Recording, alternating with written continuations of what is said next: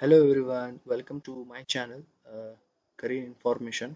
Hope so आपने पिछले videos देखे होंगे। कुछ वैकेंसीज निकली है, वो मैंने डाला है। अगर नहीं देखा तो देख लो, अगर आप एलिजिबल हो तो भर दो।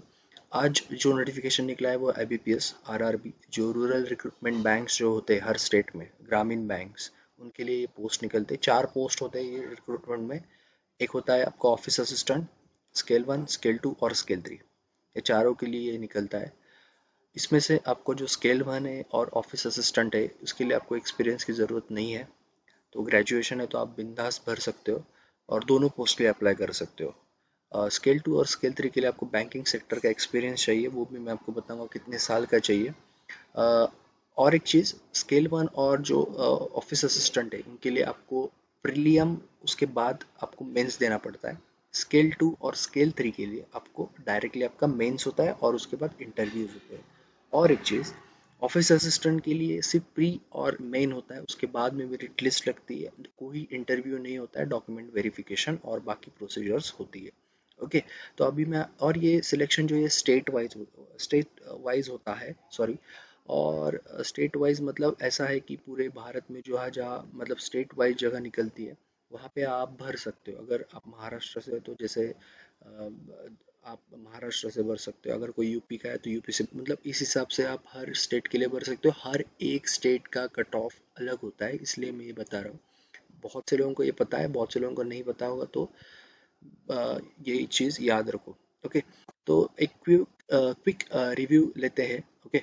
IBPS जो अभी RRBs के जो फॉर्म निकले हैं, सबसे पहले तो ये चीज़ है कि ये जो फॉर्म्स है कल से शुरू होंगे ऑनलाइन। अभी सिर्फ नोटिफिकेशन आया है, आपको मेरे डिस्क्रिप्शन में डिटेल नोटिफिकेशन मिल जाएगा और लिंक भी मिल जाएगी कल से ऑनलाइन एप्लीकेशन की। ओके। तो एक क्विक रिव्यू लेते हैं कि आपको क्या क्या ज़रूरी रहता है। अभी देखो, ये पार्टिसिपिंग जो RRBs बैंक है, पार्टिसिपेटिंग। ओके। तो ये सारे स्टेट्स के अंदर होता है, जैसे तेलंगाना, आंध्र प्रदेश, हर स्टेट का अलग अलग। ओके। आप उसमें बैंक्स भी देख सकते हो। हर एक की लोकल लैंग्वेज आपको आनी चाहिए, इसलिए मैं ये पहले ही बोला कि मोस्टली आप अप्लाई वही करो जहाँ आपका स्टेट है। ओके। ताकि आपको जो लोकल लैंग्वेज है उसका आपको थोड़ा बहुत नॉलेज चाहिए। ओके। उसके बाद में एलिजिबिलिटी क्राइटेरिया को मैं नीचे बताता हूँ। उससे पहले एज जो है, अगर आप स्केल 3 के लिए हैं तो 21 से 40। अगर आप स्केल 2 के लिए तो 21 से 32। बाद में अगर आप ऑफिसर स्केल 1, जहाँ ज़्यादा एप्लीकेशन फॉर्म्स आते हैं, और ऑफिस असिस्टेंट के लिए भी वहाँ पे 18 से 30 और 18 से 28। बाकी आपका SC कास्ट है तो 5 साल एक्स्ट्रा मिलेंगे आपको, OBC है तो 3 साल, और बाकी सारे रिलैक्सेशन। ओके। उसके बाद इसका अगर मैं आपको एलिजिबिलिटी का थोड़ा बता दूं, वो भी मैं आपको एक बार जस्ट बता देता हूँ कि किस में एक्सपीरियंस चाहिए, किस में नहीं चाहिए। तो ऑफिस असिस्टेंट का जो है, यहाँ पे आप देख सकते हैं बैचलर डिग्री चाहिए आपकी सिर्फ, और कंप्यूटर का नॉलेज चाहिए। वही चीज़ आपको स्केल 1 में भी आपका ग्रेजुएशन चाहिए।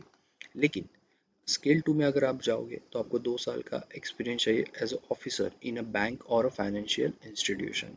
तो ये चीज़ आपको लगेगी। और अगर आप ऑफिसर स्केल 2 जो स्पेशलाइज ऑफिसर्स का होता है, उसमें आपका 1 ईयर, अगर आप IT वगैरह जो स्पेशलाइज ऑफिसर्स करके आपने कभी काम किया है बैंकिंग में, तो 1 ईयर आपका चलेगा।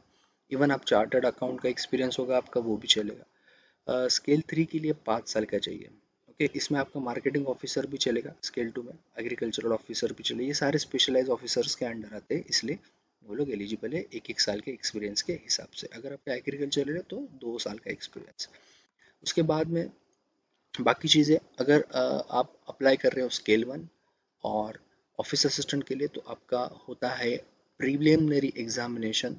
उसमें 2 सेक्शन होते हैं, एक रीजनिंग और एक न्यूमेरिकल एबिलिटी, एप्टी। ओके। तो ये दोनों ही सेक्शन होते हैं। 40 question, 40 mark, 40 question, 40 mark. Okay. Total आपका 45 मिनट्स का होगा टोटल। ओके। दोनों के लिए वैसा ही होता है। ठीक है, प्रीलियम्स। और इसका फीस भी बता देता हूँ। सारे फॉर्म्स के लिए, अगर स्केल 1, स्केल 2 और स्केल 3 के लिए अप्लाई कर रहे हो, SC ST 175, बाकी के लिए 850, बाकी सेम। ओके। उसके बाद में मेन एग्जामिनेशन जो होता है ऑफिस असिस्टेंट और स्केल 1 का, ये तो प्रीलियम हो गया। इसका पैटर्न ऐसा है, आपको 1 2 3 4 5 6 सेक्शंस में होता है। Reasoning, computer knowledge, general awareness, English language, Hindi, और उसके बाद में एप्टी। ओके, ये नंबर ऑफ क्वेश्चंस और ये मैक्सिमम मार्क्स 200 मार्क्स का होता है आपका मेंस। मेंस के लिए मैं बाद में वीडियो डालूंगा, या फिर सिलेबस का भी जैसे जैसे रिक्रूटमेंट आगे बढ़ेगा मैं आपको मेरे चैनल पे दिख जाएगा। ओके, स्केल 1 के लिए भी थोड़ा बहुत सेम ही पैटर्न होता है। ओके, और 200 मार्क का, ठीक है। ये तो मेंस की बात होगी, आपको पहले प्रीलिम के लिए अच्छे से पढ़ाई करनी है और मेंस का भी उसके साइड बाय साइड करना ही पड़ेगा, क्योंकि एकदम से पढ़ाई नहीं होती। क्या बहुत कम होता है, 15 से 20 दिन का होता है प्री के बाद मेंस का। जो लोगों ने दिया इससे पहले उनको तो ये चीज़ का पहले से पता है कि ऐसा होता है। बाद में आपका जो मीडियम ऑफ एग्जामिनेशन है हर एक स्टेट का अलग अलग होता है, ठीक है। और अभी सिंगल लेवल एग्जामिनेशन मतलब जो स्केल 2 है, स्केल 3, स्केल 2 स्पेशलाइज्ड ऑफिसर्स, उनके लिए सीधा आपको होती है एग्जामिनेशन मेंस, मतलब सिंगल लेवल एग्जामिनेशन, मेंस भी नहीं बोल सकते। उसका पैटर्न ऐसा होता है: रीजनिंग, आपके computer knowledge, financial awareness, English और हिंदी लैंग्वेज, उसके बाद में एप्टी और डेटा इंटरप्रिटेशन। सबके 40 क्वेश्चन, बस जो मार्क्स में उसमें डिफरेंस है, लेकिन आपका 200 टोटल होता है मार्क्स का पेपर। ओके, इसका भी वैसा ही है, स्पेशलाइज ऑफिसर्स। ओके, लगभग सबका सेम ही है। ओके, ज़्यादा कुछ चेंजेस है नहीं, प्रोफेशनल नॉलेज इसमें ऐड हो गया है। उसके बाद में स्केल 3 का जो होता है उसका भी लगभग सेम ही है, जैसे हमने इसमें देखा था जनरल बैंकिंग ऑफिसर का। ओके, तो ये मिला के होता है। बाद में कट ऑफ स्कोर जो होता है, मैंने पहले ही बोल दिया, हर स्टेट के लिए कट ऑफ स्कोर अलग अलग होते हैं, क्योंकि हर स्टेट की वैकेंसीज अलग अलग होती है। ओके, तो उसके हिसाब से प्रिपेयर करो। आपको जो प्रीवियस ईयर का कट ऑफ है वो भी मैं अभी डाल दूंगा कुछ दिन में, ताकि आपको एक मतलब एक मिल जाएगा कि कितना आपको मतलब प्लस माइनस 5 पकड़ के आप पढ़ाई उस हिसाब से करो। बहुत सारे टेस्ट दो। मैंने मेरे लिंक में पुराना पेपर डाला है, मतलब लास्ट ईयर का जो मेमोरी बेस्ड पेपर है वो मेरे डिस्क्रिप्शन में आपको मिल जाएगा। अगर मतलब कोई पहली बार भर रहा है, या फिर किसी को चाहिए कि इससे पहले ये आरआरबी रूरल का नहीं दिया है एग्ज़ाम, तो मेरे आपको डिस्क्रिप्शन में वो पुराना क्वेश्चन पेपर मिल जाएगा, ओल्ड क्वेश्चन पेपर। ओके, उसके बाद में जो भी आपका स्कोर्स होते हैं वो सारे इसके लिए ऐड ऑन होते जाएंगे। Okay, the corrected score obtain by each of the candidates in the different sessions. अभी प्रीलियम जो एग्ज़ाम होती है वो बहुत से दिन, 2-3 दिन होती है, तो आपका जो भी पैटर्न है या जो भी मतलब किसी का हार्ड आता है, किसी का सिंपल आता है, तो उनका जो फॉर्मूला है बीपीएस का उसके हिसाब से नॉर्मलाइजेशन होता है। ओके, ये तो बात की बात है, लेकिन आपको पहले तो इम्पोर्टेंट ये है कि फॉर्म भरो, उसके बाद प्रिपरेशन शुरू करो और प्रीलियम का अच्छे से पढ़ाई करो, बहुत सारे टेस्ट दो, क्योंकि ऐसा होता है कि सबका एप्टी और रीजनिंग अच्छा होता है जो लोग पहले से बैंकिंग प्रिपरेशन कर रहे हैं, लेकिन जो कमी होती है वो होती है टेस्ट सीरीज की। तो ज़्यादा से ज़्यादा एग्जाम दो, टाइम बहुत कम रहता है 45 मिनट्स, मतलब बहुत ही कम टाइम होता है। उसके बाद में जो SC ST कैंडिडेट है उनके लिए ना प्री एग्ज़ाम ट्रेनिंग होती है, पेट। ओके, अभी तो ये फिलहाल कभी भी मतलब बहुत सारे इसमें ऑनलाइन होने भी लग गई है, तो डिपेंड करता है। लेकिन जो भी SC ST या कैंडिडेट है वो लोग इसका भी मतलब यूज़ कर सकते हैं पढ़ाई के लिए थोड़ा बहुत। 7 दिन का वो ट्रेनिंग होता है। ओके, उसका अलग से एडमिट कार्ड आता है, आपको फॉर्म में पूछा जाएगा, do you want to attend the particular pre examination training. Okay, उसके बाद में इंटरव्यूज होते हैं। ओके, लिस्ट ऑफ आपका डॉक्यूमेंट्स ये सारे क्लियर चाहिए आपको, इसमें मिल जाएंगे, एक बार आप सब देख लेना, नोटिफिकेशन में है ये, नोटिफिकेशन में आपको मिल जाएगा ये PDF। ओके, उसके बाद में प्रोविजनल अलॉटमेंट वगैरह, मेरिट लिस्ट लगती है, फिर वो वेरिफिकेशन, वो सब चीज़ें होती है। आपको क्या क्या चाहिए एग्ज़ाम में वो तो अभी लगभग सबको पता ही है, जैसे जैसे कोविड पेंडेमिक सिचुएशन है। ओके, उसके बाद में अप्लाई कैसे करना है। अप्लाई आपको मैं बोल दिया हूँ कि आपको कल से मेरे डिस्क्रिप्शन बॉक्स में आपको लिंक मिल जाएगी। कल से लिंक 8 तारीख से एक्टिवेट होने वाली है। ओके, उससे पहले एक चीज़ करके रखिए, आपका फोटोग्राफ रेडी रखिए। Okay, 4.5 centimetre bye 3.5 centimetre. Signature भी रेडी रखो, बस उसको कैपिटल में मत लेना, क्योंकि रिजेक्ट होते हैं फॉर्म, बहुत से लोगों के रिजेक्ट हुए इससे पहले। उसके बाद में आपको एक हैंड रिटन चाहिए रहता है, तो आए आपका नाम, उसके बाद में लिख के आप ब्लैक पेन से, मोस्टली वही सही रहता है, फ़ोटो निकाल के उसको स्कैन करके आप रेडी रखो। ओके, थम थम भी रेडी रखो अपना। ओके, लेफ्ट थम। ओके, उसके बाद में प्रोसीजर अप्लाई करने की जो बहुत सिंपल है, आप मैं लिंक पे क्लिक करो, उसके बाद न्यू रजिस्ट्रेशन पे जाके पहले रजिस्ट्रेशन करो। पार्ट 1 में होता है वो, और पार्ट 2 में आपका पूरा फॉर्म फिलअप करना है आपको। ओके, बाकी तो कुछ ऐसा है नहीं। आपको मैं एक बार वैकेंसीज का भी थोड़ा बहुत बता देता हूँ।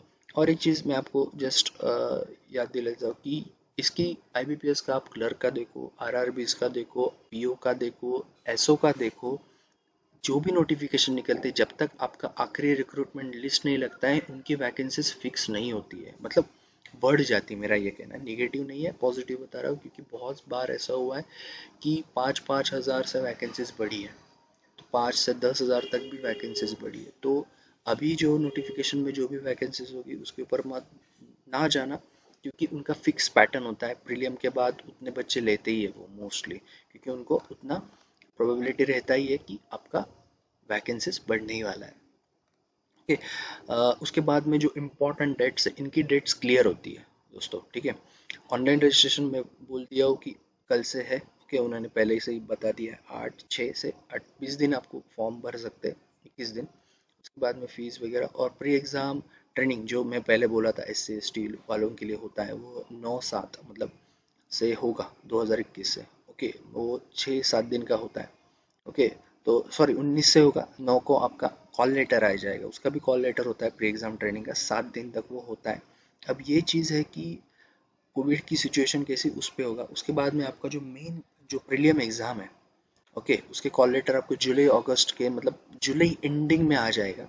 अगस्त में आपका प्रीलियम एग्ज़ाम होने वाला है। ये इसकी अगर कोविड का कोई सिचुएशन नहीं रहा तो इसकी डेट फिक्स ही रहती है, डेट में कोई चेंज नहीं होता है। आईबीपीएस बहुत अच्छी है इस मामले में कि वो हमेशा अपने जो इंटीमेटेड जो आपका कैलेंडर होता है उसके हिसाब से वो चलते हैं, ओके। उसका इवन उनका जो रिजल्ट है वो भी सितंबर में आएगा। मेंस भी तभी होगी, मैं पहले ही बोला हूँ कि 15 दिन के बाद में मेंस होती है आपका जब रिजल्ट आता है प्रीलियम, ओके, मोस्टली। तो उसको बाकी आपको पूरी इन्फॉर्मेशन मिल जाएगी कि आपका जो मेन का रिजल्ट है वो भी पता चलेगा। इंटरव्यू के आपका अक्टूबर नवंबर, उसके बाद में कंडक्ट ऑफ इंटरव्यू जो है अक्टूबर नवंबर, उसके बाद में आपका जनवरी में फाइनल अलॉटमेंट हो जाएगा, ओके। ये सब चीज़ें हैं, लेकिन बस कोविड के हिसाब से इनको चेंज हो सकता है, लेकिन अभी फिलहाल सिचुएशन अच्छी है तो मुझे नहीं लगता ज़्यादा चेंज होगा। बाद में ये जो वैकेंसीज है, ठीक है, तो ये वैकेंसीज देखो हर स्टेट के लिए, तो सबका तो नहीं बता सकता हूँ, लेकिन आप नोटिफिकेशन में जाओ देखो, अगर कोई क्वेरी है फॉर्म के रिगार्डिंग, या आपको कोई मटेरियल चाहिए सिलेबस या फॉर्म के रिगार्डिंग, या फिर टेस्ट सीरीज कौन सी ज्वाइन करे, ये कुछ होगा तो आप मेरे को कमेंट बॉक्स में कमेंट डालो, उसके रिगार्डिंग भी मैं एक वीडियो बनाऊंगा, या फिर आपको कोई क्वेरी होगा तो मैं उसका आंसर देने की कोशिश करूंगा, ओके। बाकी आप पुराने वीडियोस देखिए, आपको बहुत से नोटिफिकेशन आपको मिल जाएंगे। उसके बाद में ये जो बहुत सारे स्टेट्स हैं, मैं बोला हूँ कि उनके हिसाब से वैकेंसीज निकलती है, तो आप एक बार सब चेक कर लो कितनी कितनी वैकेंसी अपने कैटेगरी के लिए है, अपने स्टेट में है। ये जैसे ऑफिस असिस्टेंट का अलग है, ठीक है, तो ये जो क्लरिकल वाली जैसे पोस्ट है आरआरबी की, उसका लिए होता है ऑफिस असिस्टेंट के लिए मल्टीपर्पज़। आप एक से ज़्यादा फॉर्म भर सकते हो, कोई दिक्कत नहीं, एग्ज़ाम अलग अलग टाइम पे होती है, कोई टेंशन नहीं, ओके। तो हर एक का स्टेट आप देख लो कितने कितने वैकेंसी, उस हिसाब से आप फॉर्म भरो, ओके। उस हिसाब से आप इसका जो भी हिसाब से अपने हिसाब से स्टेट सेलेक्ट करके जो भी आपको लगता है पहले टिक करना है वैसा आप फॉर्म भरो, ओके। उसके बाद में स्केल 1 के लिए भी इन्होंने यहाँ पे आपको मिल जाएगा। उसके बाद में स्केल 2 के लिए, ओके। उसके बाद में आपका होता है स्केल 2 मार्केटिंग ऑफिसर्स के लिए, स्केल 2 ट्रेजरी मैनेजर के लिए, उसके बाद में स्केल 2 लॉ, अलग अलग पोस्ट के लिए, सीओ के लिए। ये वैकेंसीज बहुत कम होती है क्योंकि बहुत ही शॉर्ट लिस्टेड है आईटी, और फिर आपको मिलेगा लास्ट में स्केल 3। वैकेंसीज कम होती है एक्सपीरियंस बेसिस पे, और गवर्नमेंट बैंक्स वैसे भी उनकी जो ब्रांचेस है बहुत कम है। एग्जामिनेशन सेंटर्स भी आपको मिल जाएंगे कहाँ है, ठीक है, उस हिसाब से आप डालो। उसके बाद में जो फोटोग्राफ इमेज, ओके, वो तो मैं पहले ही बता दिया हो आपको, उस हिसाब से आपको करना है, ओके। तो ये मैं पीडीएफ आपको मिल जाएगा नीचे, ठीक है, डिस्क्रिप्शन बॉक्स में।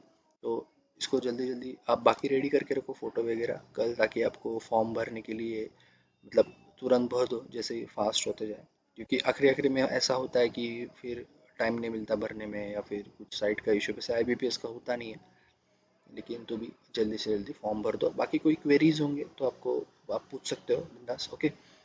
ये चैनल को आप सब्सक्राइब करो, ताकि अभी आज या कल और बहुत सारे एग्ज़ाम नोटिफिकेशन आए हैं तो मैं वो भी पोस्ट करने वाला हूँ, ओके। तो उसकी इन्फॉर्मेशन भी आपको मिल जाएगी। और अभी जो लॉकडाउन अभी थोड़ा थोड़ा हट रहा है, तो जो भी बचे हुए एग्ज़ाम थे वो भी जल्दी से जल्दी होने वाले हैं, तो उसके भी जो भी नए डेट्स आएंगे वो भी मैं जैसे ही आते हैं मैं पोस्ट कर दूंगा, या फिर नए नोटिफिकेशन बहुत सारे अटके क्योंकि कोविड की वजह से वो भी आएंगे, तो वो आपको मिल जाएंगे ओके जैसे जैसे आएंगे ऑफिशियली। तो चैनल को सब्सक्राइब करो, ओके शेयर करो, ताकि जो भी आपका कोई है मतलब फ्रेंड्स वगैरह उनको भी हेल्प हो जाए। Okay, so thank you all of you. कोई क्वेरी है तो आप मेरे कमेंट बॉक्स में डाल सकते हो। Okay, thank you, all the best.